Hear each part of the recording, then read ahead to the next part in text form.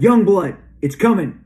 Shaft, Die Hard. LooseCollector is working with Platinum Studios, is back working with me to create the best possible renditions of Shaft and Die Hard. Get ready. This is just the tease. More on the way. Youngblood is coming. Shaft, Die Hard, LooseCollector, Platinum Studios, Rob Liefeld. Youngblood!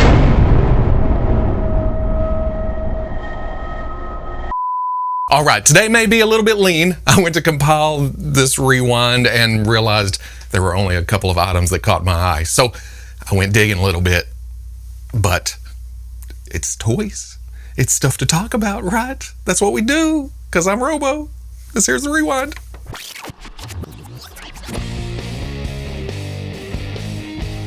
I mean, it's lean enough to talk about McFarlane Toys Spawn. Now, hold on. There's nothing wrong with McFarlane Toys Spawn. It's just something that I don't keep track of. Something I don't know a lot about past Spawn himself. So it becomes yet another case of, well, I don't know what that is, or that, but it looks pretty dang cool. And I understand that I branded my channel and based my whole online identity on not knowing things. But at some point, it gets old. It gets annoying, me just going, well, here's this. I don't know much about it. And then I get comments of, well, you should find out more about it. I don't wanna. I have this stuff unless I really want to go out of my way. But there's stuff that I like, and there's stuff that I don't like. There's stuff that I collect. There's stuff that I don't collect. And it just comes down to what I'm personally interested in. And I don't do a lot of Spawn stuff. But in the spirit of the occasion, here's a good old classic, Robo Don't Know, Rat City the Deviant. I just know it was part of last week's McFarlane Toys GameStop event where they put up some exclusive items for order and pre-order. This is actually the gold label autograph series version, so it is a little higher, but it is in stock. Also at GameStop is a couple of gold label, the Dark Ages Blood Axe with Horse. First there's the standard gold label exclusive with the lighter and brighter color scheme. The horse's mane and tail are yellow and orange, the rider a pale skin tone. But then there's the autograph series with its darker colorway. The horse's flame parts are less flamey in black and deep red, and then Blood Axe has a more charred appearance. I think I like that figure's look better, but then the horse from the standard edition, or the first one we talked about. You think if I found them both in GameStop that they'd let me mix and match? Like, I want this figure, but this horse, is that okay? No?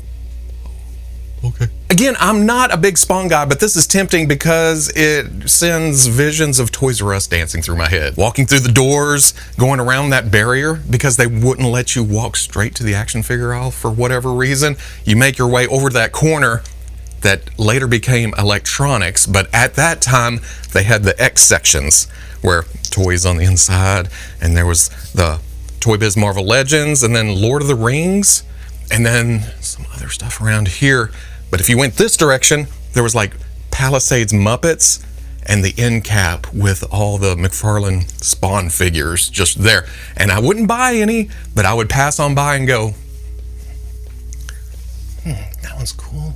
I only collect Marvel. This is giving me those vibes, mostly because the original version of this, the Blood Axe, released in 2002, and I went back and looked that up. Again, not a Spawn expert, but when I found pictures for the original figure, it looks essentially like this. Is this more of a tribute and not a modernization of that figure? I remember seeing this at Toy Fair and them talking about it, but I think I was more enamored with the DC Retro Super Friends figures. I was like, wait, but Scooby-Doo's coming. Those would be cool with that. Oh yeah, Spawn, cool. So I should have probably paid more attention, but hey, Robo don't know. Moving over to something that I'm a bit more knowledgeable about, unless it has to do with the video games. Amazon posted their exclusive Hasbro Star Wars Black Series Gaming Greats Jedi Survivor KX Security Droid Enforcer and Droidica this week. I'm not sure if they showed this beforehand. I think this was just a surprise drop. I don't remember it in the mix when it comes to Celebration or the fan streams. And yeah, it's a game. I don't know the backstory here. I don't know the context. Why is that KX droid in white chocolate? Why are there stripes on that destroyer? All I can say is, They look pretty sweet in these colorways. They look mighty spiffy. Not spiffy enough for me to actually go out of my way and pre-order them, but spiffy enough for people who are into Jedi Survivor. And spiffy enough for it to already be sold out. Or maybe it's part of Hasbro's pulling it out of stock thing that they're doing right now, where they're changing the prices because of hikes and tariffs and stuff. And as I'm recording this, I haven't seen any of the backlash of that or the finalized prices. Or so if that's a thing by Saturday, that's how time works. It's Friday for me. I'm just here going, I wonder I know prices are going up, but what's going to happen? If it is actually sold out at the moment, don't fret. They usually put them back up closer to release time. See what happens. Or after it releases, some go in stock, and then you order it, and then you get it before the people that pre-ordered it. Well, that's not so much an Amazon thing, is it? As much as a Walmart and Target thing. Find it in store. Wait, I pre-ordered this online. It says in stock. The prices that were sent out or that were active during the pre-order stage does bring me back around to Hasbro giving kind of a price break on multi-packs when it comes to Star Wars. Last week's Stormtrooper and Death Trooper 2-pack was $39.99, which is $20 a piece. That's $5 off each figure. That's very nice. This 2-pack is $54. Now the original K2SO was what, $24.99? That brings it down here. I think the Droideka was $33.99. That's only a savings of $3.99, but it's still less than the price of 2 figures. That's also nice. Like I just said, prices are about to go up. I don't know what point I was trying to make, but it's gone now. Last time I looked, though, the Target exclusive ISB Tactical Agent was still $24.99. I just wish I was more interested. It comes down to not seeing him in the show yet. I think it was in the trailers, but I didn't watch the trailers. I'm just watching Andor as it releases. I'd be way more interested if it was the Senate security guards or whoever they were that we saw in the last episode. That blue and black, oh, that's nifty. There's not a whole lot of blue on the Star Wars shelves. This would pop.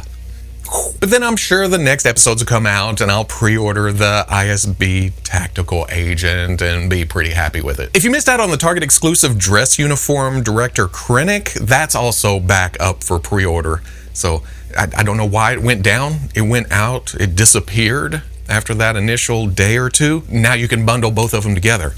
Get them in at the price that they're listed. The last time I looked, I don't know, things are changing. Something else you may have missed the first time around is the Kaiyodo Amazing Yamaguchi cable, but don't worry, they're doing a 1.5 version. What I think that means is it's the exact same figure as the first release. As far as I can tell, it's the same colors, same sculpt, but there's different accessories. This time there seems to be a knife and a sword, which I don't really relate to cable. Well, they have kind of a glow, kind of a bluish thing to it. Maybe it's like his scimitar, that it's the focused totality of his psychic abilities, to quote Psylocke. Or maybe it's just a knife and a sword. I'm assuming he still comes with the big ass guns from the first go around, but don't quote me on that.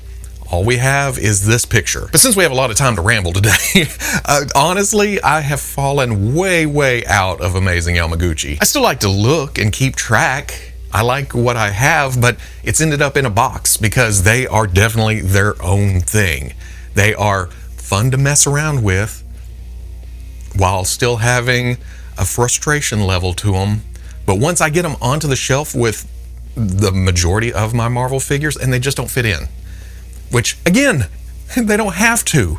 They're their own thing. But at the same time, budget. Man, it just comes down to budget and space. A collector's biggest enemy, or biggest friend, depending on how you look at it. It does kind of keep things in line. Oh, I'm out of space and or money. I can't buy more toys. Last night, Blockees announced their, what are they calling it? Transformers Action Edition G1 Soundwave, and I bring it up because it's Soundwave. Why wouldn't I? I have no physical experience with Blockees, just pictures and then behind glass at Toy Fair. But I was eyeing up the Action Editions for a minute. Well, okay, Optimus, a bit cartoony. And I understand this is all mostly based off an 80s cartoon, so cartoony is not a bad thing. But it's got that stylization. Again, going back to fitting in with the rest of my collection or my own personal preference when it comes to styles, this kind of fell outside that realm. But they stand 7 inches tall, so they're still within my wheelhouse. So I still like to look, because we get to Megatron, and I don't know if it's the angles, the blockiness that makes him fit a bit better into this style. He doesn't look as cartoony. Haha, blockiness, Blockees. I've deciphered the code. Get to Soundwave, and it works even better. Again, I think it's those hard angles, that boxiness, that blockiness. It just works in this style. Or maybe it's because he's the best Decepticon. Arguably the best Transformer. So why wouldn't he? Makes becoming an action figure look easy. It doesn't matter what style, what form factor. It's Soundwave. It's gonna work. It's nice that they changed up Laserbeak from his appearance with Megatron, but man, I would have liked to seen this be Buzzsaw, because it doesn't get enough love. Not a lot of info beyond this, just some pictures and some arrows pointing at things. It's just nice to see another Soundwave out there. Hopefully we'll hear something else soon. We've already talked about the Frazetta Girls Icon Collectibles Conan, but Eamon, the project manager and lead designer for the company, has posted up a video going through some things and brought up some points. Like the Asian exclusive version of this Conan is up for pre-order on 5K Toys right now. Link is in the description. Remember, the standard version has the punch bowl helmet, the serving tray shield, and then the curved sword. The overseas version has the horned helm, the spiky shield, and then the straight sword. Now, it sounds like I'm hacking on the regular version, but it's all in good fun. I realize that it is based on Frazetta paintings, and that matches up perfectly. It's just that I like the other version better. Which brings us to another point. Eamon's asking if people are interested in accessory packs for Conan. So if that's something you're looking for, something you're interested in, the link to his video is here. Go throw a comment down below the video and tell him how you feel. In a nice way, some constructive criticism, because he's also asking what people think of the articulation scheme. Going from Dark Wolf to Conan, they did give Conan double knees, but they also moved the torso articulation up under the pecs. And yeah. If you like it, you like it. If you don't, you don't. Don't go over there and just go, trash! Sucks! Tell them how you feel and what you would prefer. Options. Just throw it out there. Now, him just being open to the criticism is awesome to see in the first place. And I'm sure he could take the shitty comments, but let's not do that. Come on. Come on. Be nice. Be constructive. Be better. That oddly and accidentally, totally without pre-planning, brings us to the LooseCollector Death Dealer with Steed. Again, we've talked about this before, but Dave has posted up some new test shots showing off the articulation and the size and where they are in production. I'm not sure if we've covered it the first go around or if we even knew, but it does seem to be Mattel Masters of the Universe Masterverse scale. So taking that and putting it on the horse makes that even more impressive because of the size of it between his legs. I had to do it. Sorry. All kinds of movement in the joints for some impressive posing. And as much as I like looking at bare plastic to give us an idea of the sculpt itself, do not forget there's also cloth, there's also real metal chainmail over the top, and then the paint. Some newness to the announcement is that this is limited to 1,000 pieces and will include exclusive gold foil metal certificates with the release number on them. That makes sense considering the price, which is high, but that was just the price that it came out to. It's a small company. There's several avenues, several companies that are coming together in order to get this made.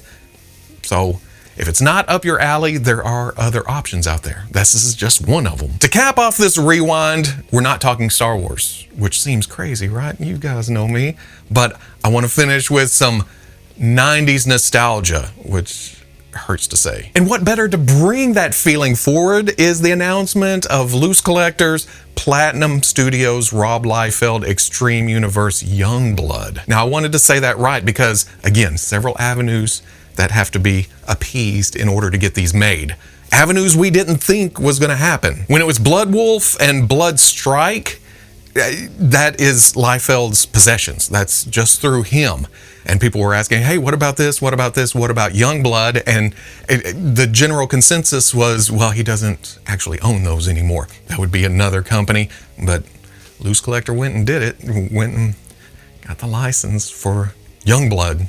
And here we go. I am not a big Youngblood fan. In fact, I can't tell you if I've ever read a comic with Youngblood in it. That came along at the time when I was easing out of comics, where I felt that I had to leave childish things behind. Fandom. Who needs that? I am now an adult and I must do adult things, which lasted just a couple years. Then I was right back in the thick of it. But now that we're 30 years past, there's definitely a nostalgia factor to that era.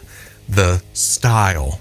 The walking into the comic shops and just feeling that buzz, seeing the posters, the previews, the comics all on the wall, the muscles, the style, the big guns, the physique, the buckles, the belts. I may have not read Youngblood, but I know the characters, or at least I know the archetypes prevalent during that time. You had the obvious leader. You had the gymnast. You had the ruthless killer. You had the muscle, who was either huge or small, but still strong as hell. You had the grizzled veteran. You sometimes had the animal guy, the tracker, that stayed off in the woods. Handsome as hell, heart of gold, but ooh. And then maybe an overpowered type that was way too powerful to just let loose on his own. He had to be kept on a leash, or he'd just destroy everything. There was characters. So I may not know Shaft and Die Hard here, but I somehow knew their names when I saw their pictures. 90s marketing is ingrained in the membrane. Ingrained in the brain! It was the same with the LooseCollector, Blood Wolf, and Bloodstrike. They just oozed 90ness, so I have high hopes for these. I'm not sure how Die Hard's bicycle tires are gonna work with his arm movement, but hey, that was the 90s. We looked at the pages and thought that. How the hell does that even work? Can he even move? What's going on? But I see figures like this and I want to break out the combat boots and the flannels, grunge it up. Who owns Gen 13? There's another one. I read a few issues of Gen 13 from what I remember, but not near as much as X-Men. But there's the names, there's the costumes, there's the characters stuck in my head. And it's the same for Youngblood. I don't know Youngblood, but I sure as hell want to add Chapel and Vogue, and say it with me. Yup, we're gonna need a Bad Rock to finish this off. That would be my core team, and then anything past that would just be cake. Mostly because I don't remember any of the other characters' names. Was there a Riptide? Was there somebody with a very tall, pointy, with flames coming out of it or something? See, it's there. It just needs a little refresher. And what better way than getting kick-ass action figures? And that's it for this week. You see what I did there? I bookended the rewind with prominent 90s comic book artists. Did you catch it? And kind of, well, not quite the second chapter, and next to last chapter was characters riding horses. See how much work I put into these? Oh, it's crazy. As always, special thanks to the Nobots and the Nobodies, the Patreon and the channel members. Y'all are awesome. Don't forget, I will be in Nashville at ICCC next weekend. That means I'll be recording the next rewind on Thursday, you know, and I'm sure just piling on the toy news, and then they'll do everything Friday. It couldn't be this week when it was lean and mean. It's gonna pile it up, and then I'll get in the truck Friday, drive that way, be there for Friday night, Saturday, then Sunday. I haven't made plans that far. I don't plan that far ahead. This being lighter, it did give me some time to look through some fodder bins, and I found the perfect Tales for the Tub episode, the next one coming up. It's going to be very Mattel DC Universe classics, but not the main display. I somehow have a bin of fodder and extras and add-ons, shelf supplements, DC adjacent figures that somehow got it. Some test shots. I don't remember why I bought them, but yeah, maybe we'll take a look at that next week or the week after. I am planning a play day still. Like I said, planning ahead never works for me. I usually change whatever happens. And, oh no, I need to get a couple of other things painted. We'll see what happens. Basically, continuing to have fun. There's that word. It's getting harder, I know. Again, I talked about it a little bit. Prices are going up, apparently. As I'm recording this, everything's pulled down. I don't know where it's gone yet. I don't know how high they're going. And every time it happens, I cut back a little and then merge back in and come back around. But maybe we'll be doing more Tales from the Tubs and Play Days where I'm taking old figures because not getting so many new figures. Either way, it's something fun. I'm trying, you're trying. That's all we can do. Bye.